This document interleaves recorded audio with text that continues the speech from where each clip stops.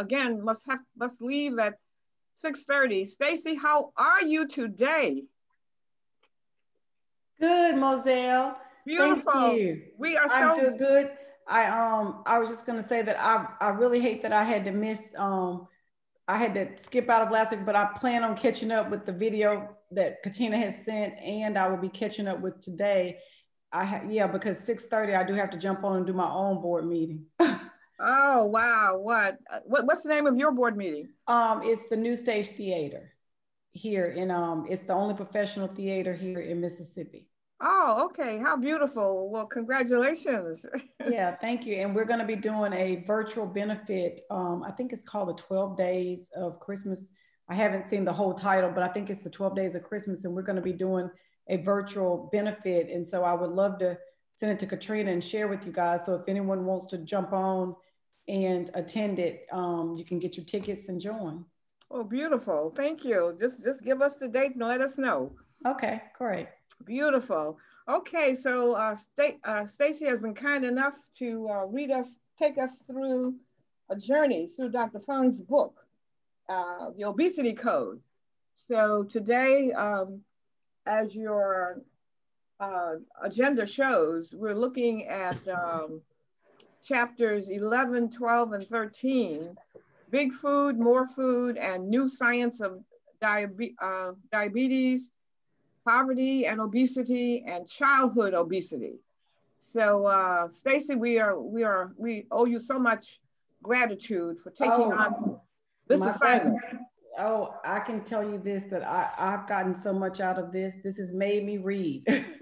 So if nothing else, I have to take time to read so that I can share with you all the highlights. So I appreciate, having the opportunity to do it. There's just never enough time. But anyway, yes, I'll go ahead and get started. So as Moselle pointed out, that chapter 11 is Big Food, More Food, and the New Science of Diabesity.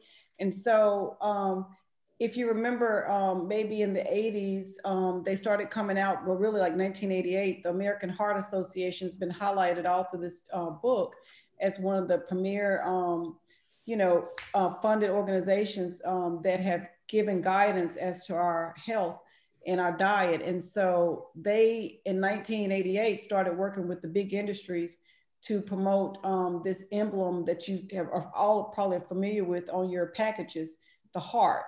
And so, when you start seeing that heart, that meant that the American Heart Association had checked off and said that this is a good item to eat and you'll be healthy by eating it.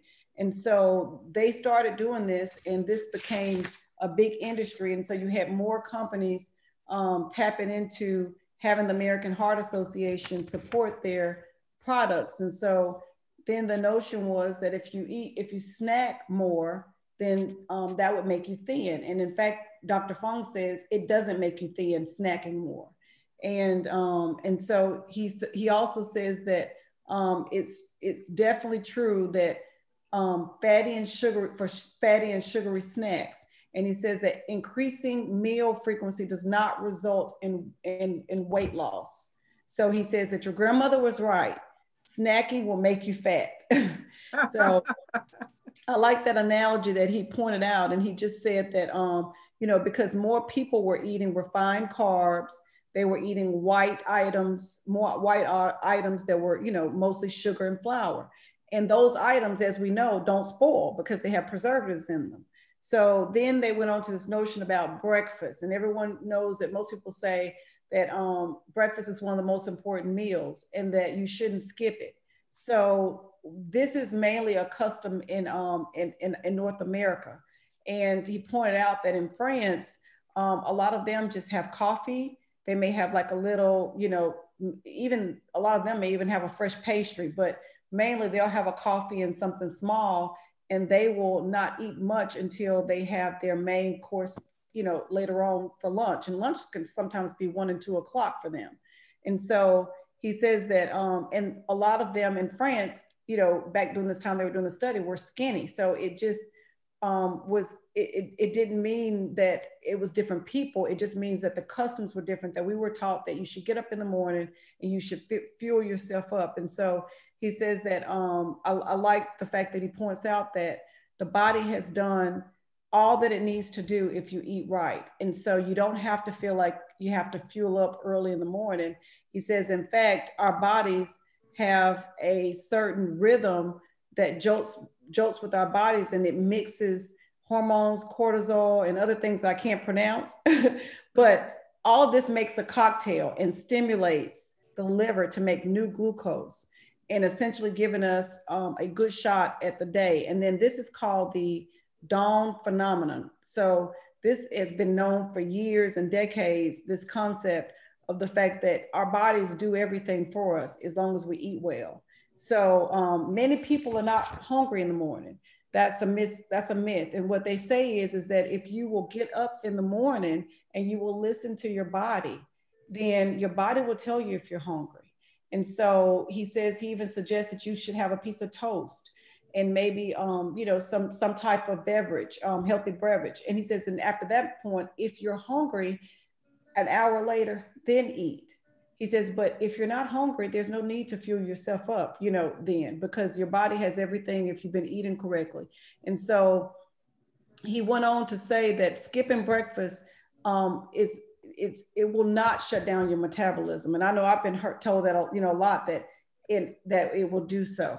So he points out that breakfast, it is an important meal for the day, but all these big industries have made it bigger than what have made profits off of all these processes of processed foods and everything else that they've pushed, and they've educated the doctors and got them on board. So then we learn also about fruits and vegetables, and they say that fruits and vegetables, yes, they're good, but you cannot just eat fruits and vegetables and lose weight. He says that it's good to eat fruits and vegetables or more of it if you are replacing eating bad items, but there's no need to eat more of it to reduce your weight. And so that was, he pointed out that those are just facts. And so then we learned at the end of the chapter about the new science of diabesity. And what they suggested was that diabesity is the strongest risk factor for heart disease and stroke. And so they've been trying to put out this fire about eating less calories and then snacking and all those things that we just covered for decades. So then it moves over to poverty and obesity.